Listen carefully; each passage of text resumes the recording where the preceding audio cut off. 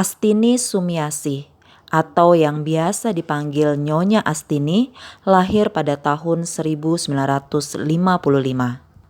Astini merupakan warga Kampung Malang, Wonorejo, Surabaya. Oleh tetangga sekitar, Astini dikenal sebagai orang yang ramah dan suka membantu. Akan tetapi, ibu tiga anak ini mempunyai sifat temperamen dan mudah tersinggung.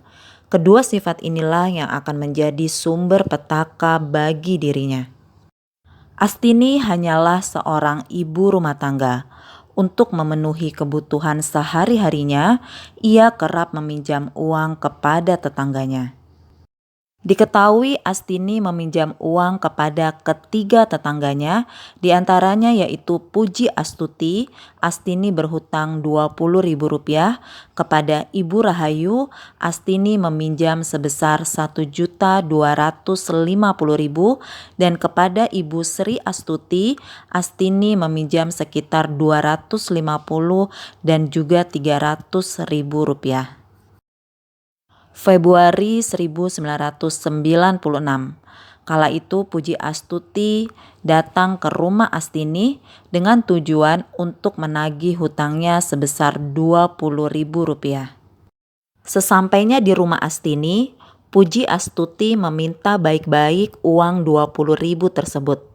Tetapi pada saat itu Astini belum bisa untuk mengembalikannya karena ia belum memiliki uang. Mengetahui hal itu, Puji Astuti memaki habis-habisan dan berkata kasar kepada Astini. Mendengar hal tersebut, Astini tidak terima. Karena ia memiliki sifat temperamen, Astini langsung pergi ke dapur untuk mengambil sepotong besi. Besi tersebut lalu dihantamkan ke kepala Puji Astuti. Besi tersebut dihantamkan berulang kali sampai akhirnya Puji Astuti merenggang nyawa.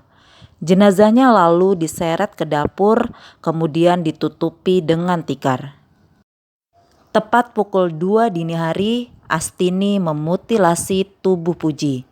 Tubuh Puji dipotong-potong menjadi 10 bagian. Setiap potongan tubuh tersebut dimasukkan ke dalam kresek hitam, kemudian disebar ke berbagai tempat sampah dan sungai di Surabaya. Salah satu potongan tubuh Puji Astuti, yaitu berupa bagian kepala, ditemukan di pinggiran sungai oleh warga kampung Wonorejo, Surabaya. Penemuan tersebut langsung dilaporkan kepada pihak kepolisian. Oleh pihak kepolisian, potongan kepala tersebut langsung dibawa ke Rumah Sakit Dr. Sutomo untuk diidentifikasi.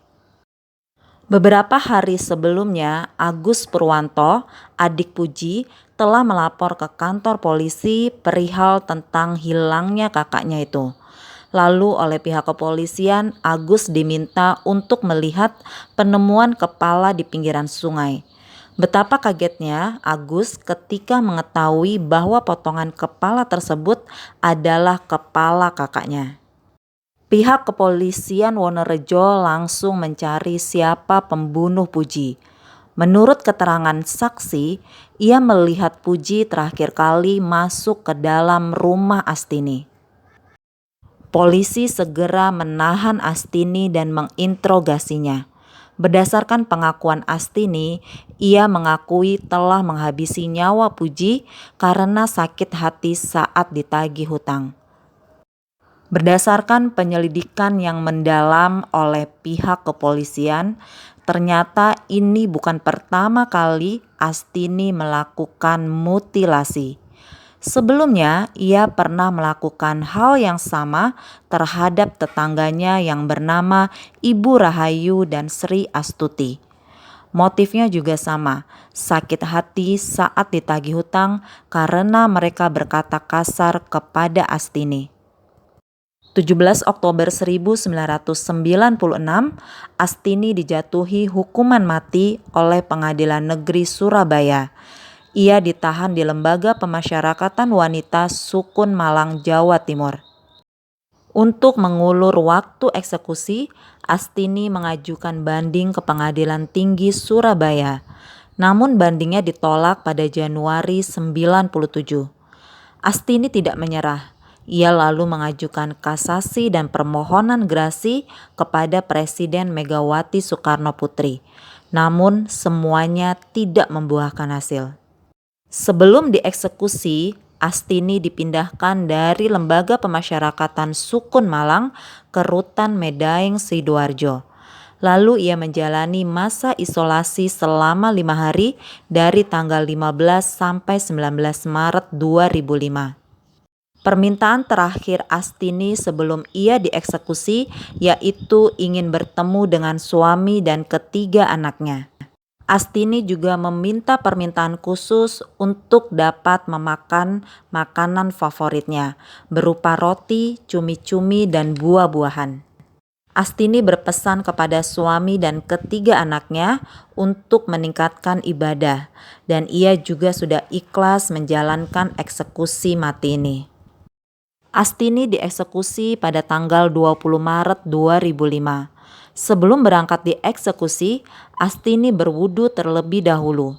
Dalam perjalanan menuju ke lokasi eksekusi, Astini terus berzikir dengan mata terpejam. Ia sudah tampak pasrah menjalani proses eksekusi tersebut. Astini menanti maut dalam posisi duduk. Matanya ditutup kain. Di depannya hanya berjarak 5 meter, 12 personil regu tembak Brigadir Mobil Kepolisian Daerah Jawa Timur bersiap menembakinya. 6 peluru bersarang di tubuh Astini, salah satunya tepat mengenai jantungnya. Jasad Astini dibawa ke Rumah Sakit Umum Dr. Sutomo, Surabaya untuk diotopsi. Ia dinyatakan meninggal pada pukul 1:20 dini hari.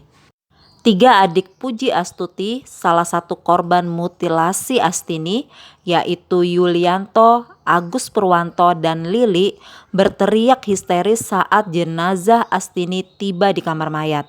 Mereka berteriak, "Kami puas, utang nyawa dibayar nyawa. Terima kasih Bapak Polisi." Setelah dieksekusi, jenazah Astini dikuburkan di Pemakaman Umum Pemerintah Kota Surabaya di Wonokusumo Kidul, Surabaya.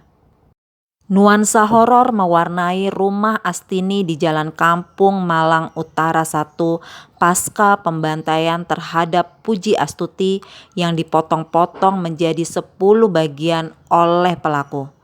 Beberapa warga menyatakan rumah tersebut jadi terlihat seram dan mengeluarkan bau amis darah. Kamar yang dulunya dapur tempat pembantaian terjadi, tidak ada yang berani menggunakan sebagai kamar tidur. Itulah tadi kisah dari Astini Sumiasih, warga Surabaya yang dieksekusi mati gara-gara ditagih hutang. Dari kisah Astini kita bisa mengambil pelajaran bahwa setiap berkata hendaklah yang baik-baik dan setiap menyikapi tindakan hendaklah dengan kepala dingin, jangan mudah terpancing emosi.